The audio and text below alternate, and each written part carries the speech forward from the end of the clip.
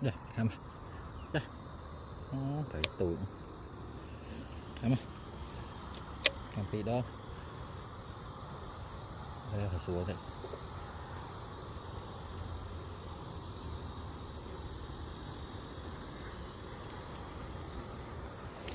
chỗ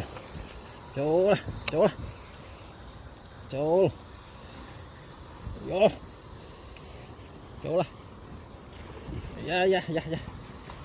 dạ đi thưởng ô thưởng là đi mà cái lỗ em tự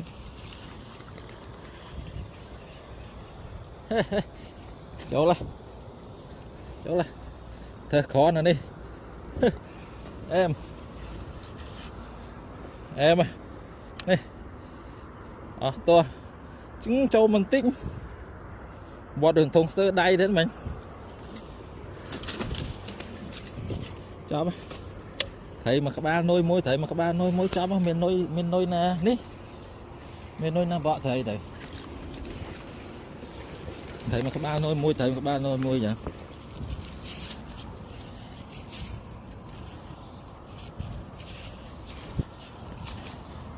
đi các ba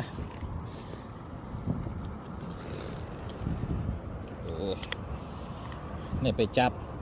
bằng lại cây bên này thấy là chắp tới ắt bằng nghe hạt thối thì tại vì dân chắp các ba chắp ai vía anh đang bị ai bằng nghe